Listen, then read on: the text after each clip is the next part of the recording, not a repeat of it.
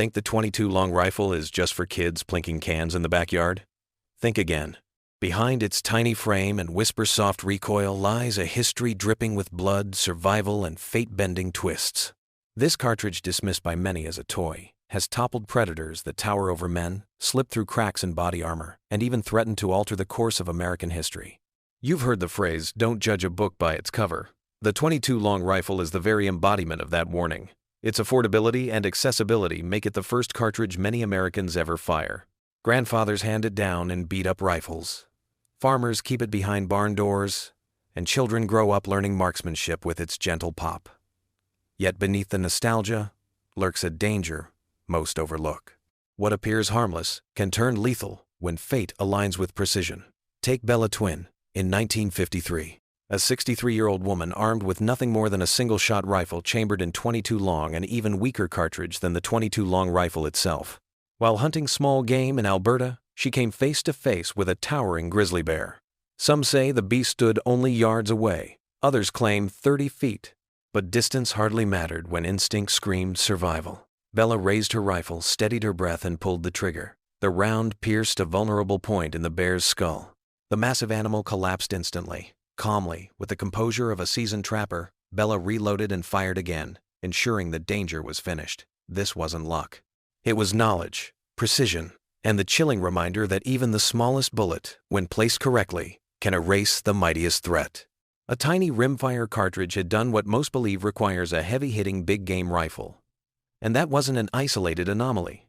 Fast forward to a highway patrol stop that spiraled into tragedy.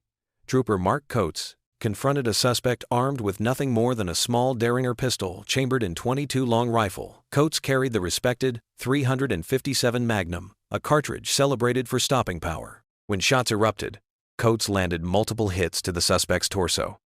4 bullets from his Magnum slammed into the man's body, yet the suspect lived. Coates, despite wearing a Kevlar vest, wasn't so fortunate. A single .22 round slipped through a vulnerable spot in his protection and ended his life. Think about that for a moment. A cartridge mocked by shooters as weak outmaneuvered a Magnum powerhouse, not because of raw energy, but because of precision, placement, and cruel timing. It was a haunting lesson that power means nothing if the angle is wrong, or worse, if the smallest bullet finds the perfect path. Then there's the assassination attempt on President Ronald Reagan in 1981. The gun? Not a high-tech assassin's tool. Not a Magnum revolver or military sidearm. It was a cheap Saturday night special. A Rome RG-14 revolver chambered in .22 long rifle. Reagan wasn't hit directly. Instead, the bullet ricocheted off the armored limousine and still managed to slip beneath his arm, nearly killing the leader of the free world. Let that sink in. The most protected man on the planet, surrounded by layers of Secret Service agents and armored steel, was nearly taken down by a bullet dismissed as a rat gun round. A ricocheted .22, stripped of much of its velocity, still cut through the armor of circumstance and struck home. This is why dismissing the .22 as harmless is dangerous. In the hands of a novice, it might be a training tool. In the hands of the desperate or the skilled, it becomes a silent assassin. Its history is littered with examples where fate, anatomy, and precision conspired to elevate this humble round into something far more lethal than its reputation. And yet, these stories only scratch the surface. Because today, in the age of modern ballistics and engineered ammunition, the .22 long rifle has evolved into something even more If the past proved the .22 long rifle's lethality through chance and precision, the present showcases something far more deliberate: science bending its limits. In an age where engineers tailor ammunition for very specific roles, even the humble Rimfire has undergone a transformation. What was once thought of as a children's training round is now being deliberately reshaped into a defensive tool, and that should make everyone sit up straight. Federal Ammunition, a titan in the industry, unveiled a round called Federal Punch. Its very existence challenges decades of gun counter wisdom that dismissed the .22 as unfit for self-defense. Built with a 29-grain nickel-plated flat-nose bullet, Federal Punch was designed not to dazzle with expansion, but to do something far more sinister: penetrate deep and consistently, the very trait that makes bullets lethal. Expansion might look dramatic in ballistics gel, but without reaching vital organs, it's meaningless. Federal's engineers knew this. They set their sights on one goal: reliable penetration from the shortest barrels. The results are jaw-dropping. When fired from a Taurus 942 revolver with a mere 2-inch barrel, velocities averaged over 1,050 feet per second, with penetration reaching about 15 inches into gel. That's not just within Federal Bureau of Investigation standards, it's alarmingly close to many service calibers. Move to a Ruger LCP-2 with a 2 3/4-inch barrel, and penetration stretches deeper, reaching 17 inches. Step up to a SIG P322 with a 4-inch barrel, and suddenly you're pushing nearly 19 inches of penetration. Then came the Ruger Mark V Lite, with its 4.4-inch barrel, and the round punched a staggering 21 inches or more into the gel. These aren't outliers. Across every platform, tests showed 0 failures to fire or cycle. Each bullet retained its weight, carving wound channels wide enough to wreak havoc on a human torso. Even through 4 layers of heavy cloth, penetration barely faltered, dropping by less than an inch in most cases. Think about that. A round mocked for failing to go deep now burrows past vital thresholds, even when handicapped by barriers. And here's where the conversation turns chilling. In gel blocks, temporary cavities, measuring 2 to 2.5 inches across, were recorded. That might not sound dramatic compared to a hollow point tearing open like a flower, but imagine those twisting cavities ripping through the lungs, the heart, or major arteries. The wound channel doesn't care about reputations. It simply ends lives when placed well. It's no wonder statistics from the Bureau of Alcohol, Tobacco, Firearms, and Explosives reveal the .22 long rifle as the 3rd most common caliber linked to crime guns in the United States, trailing only behind 9mm and .40 Smith & Wesson. Why? Because criminals aren't concerned with ballistics charts. They want cheap, concealable, and effective. The .22 checks every box. Pallets of ultra-low-cost pistols chambered in rimfire flood the streets, ending up in the hands of those who value availability over sophistication. But it isn't just America. In nations with far stricter gun laws, like Australia and New Zealand, data consistently points to the .22 long rifle as the caliber most often associated with fatal shootings. Not the military rifles plastered across headlines. Not the black rifles politicians rail against the modest rimfire. Because it's everywhere. The most common round is often the deadliest, not through brute force, but through sheer presence. This omnipresence also makes it the darling of clandestine operations. Many loads remain subsonic when fired through short barrels, meaning when suppressed, the shot is eerily quiet. Firearms enthusiasts who test these setups often note the loudest sound isn't the gunshot. It's the impact on the target. That chilling silence has long made the .22 a favorite for hitmen and covert operatives. Press the muzzle against a target's skull, pull the trigger, and the next round is already chambered. No slide out of battery, no jam. Efficiency in its purest, darkest form. What does this all mean for the modern world? It means the tiny cartridge once dismissed as a toy now sits at the crossroads of history and science, embraced by criminals, self-defense advocates, and covert operatives alike. Its transformation from training tool to lethal equalizer is complete. But this is only half the story. Because if technology has reshaped the .22's destiny, survival tales from the wild and battlefield show how this underestimated round continues to write headlines in blood. The .22 long rifle doesn't just live in the world of lab tests and crime stats. It lives in the messy, unpredictable arena of human survival. The cartridge has always had one thing going for it: accessibility. In every corner of America and far beyond, it's the round most likely to be tucked into a hunter's pack, hidden in a criminal's waistband, or resting in the nightstand of someone who can't handle the recoil of larger calibers. Consider again the story of Bella Twin, staring down a grizzly bear with a single-shot rifle chambered in an even weaker round. Her knowledge of anatomy allowed her to strike a critical spot, and she lived to tell the tale. That lesson reverberates today in countless stories. Shot placement is everything.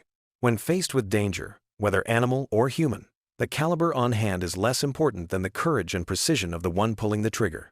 In self-defense scenarios, the .22 long rifle proves that reality often collides with perception. How many people carry it because it's the only handgun they can shoot reliably?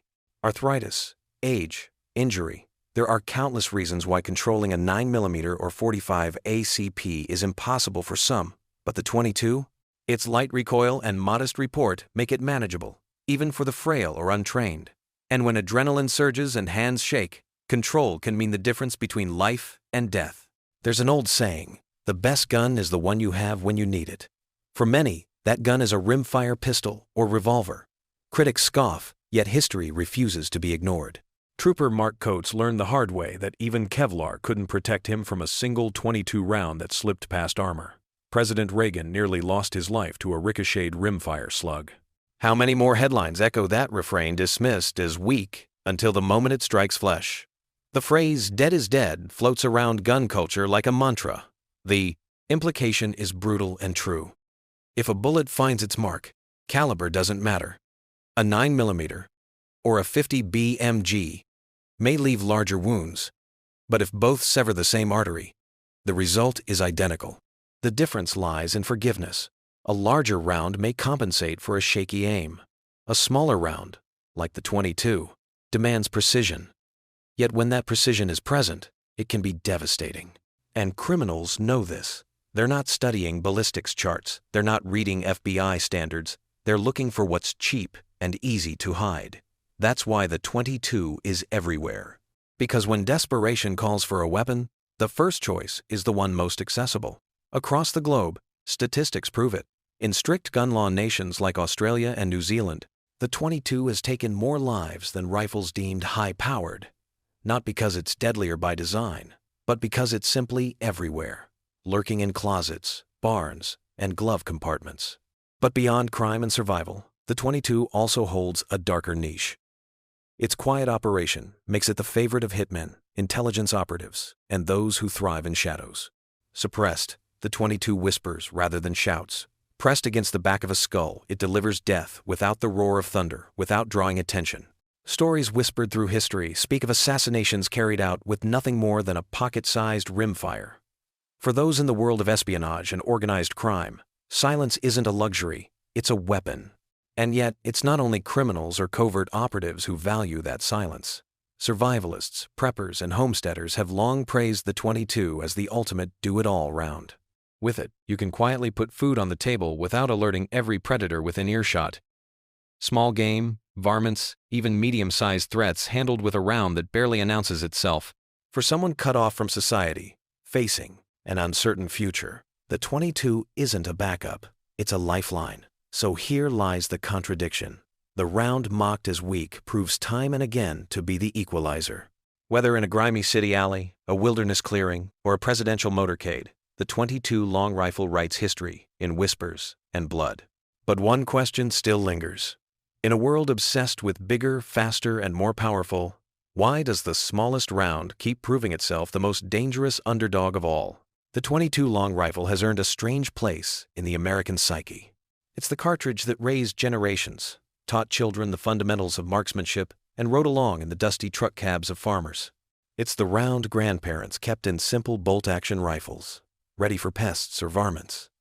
But beneath that wholesome image lies a far darker reality. The .22 is not merely a starter's cartridge. It is, in many ways, America's most underestimated killer. Think of the countless anecdotes where this so-called plinking round tore through the myths of its own weakness. In police reports, in survival stories, in tragic homicides, the .22 LR keeps showing up, carving its name into history with blood and consequence. A grizzly felled in Alberta. A state trooper cut down despite his Kevlar vest. A president nearly assassinated by a ricochet. These aren't stories of coincidence. They're evidence of a truth too many ignore. The lesson is chilling. Never assume that small means safe. Ballistic gel tests confirm what history has already proven. With rounds like Federal Punch, the .22 LR burrows through tissue to depths that satisfy or even exceed Federal Bureau of Investigation standards. Temporary wound cavities 2 inches wide twist and shred their way through vital organs, tearing paths of destruction most shooters would dismiss as impossible for a cartridge so light. And yet, this lethality doesn't come with the intimidation of a booming magnum or the thunderclap of a high-caliber rifle. Instead, it arrives with a whisper. Suppressed .22s are so quiet that the bullet's impact often makes more noise than the shot itself. That silence, paired with reliability, is why the cartridge has been favored by assassins and clandestine operatives throughout modern history. A weapon that doesn't announce itself is often the deadliest of all. For ordinary citizens, the .22 long rifle remains a paradox. On one hand, It is gentle, affordable, and approachable, the cartridge you place into the hands of a child learning to shoot. On the other, it is a round that criminals wield in back alleys, that hitmen have trusted for years, that has ended more lives than some larger calibers combined. Its very availability and its dismissal as weak make it the perfect storm of danger. Nobody fears it until it's too late. There's also a human dimension to its continued presence. Many who can't handle the snap of a 9mm or the push of a 45 amperes find in the .22 a way to defend themselves.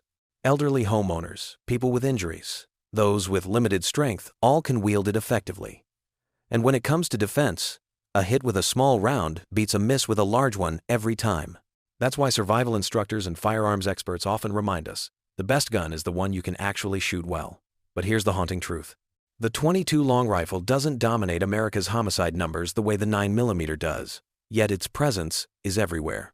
In rural barns, suburban nightstands, urban crime scenes, and global conflicts, where silence and subtlety matter most.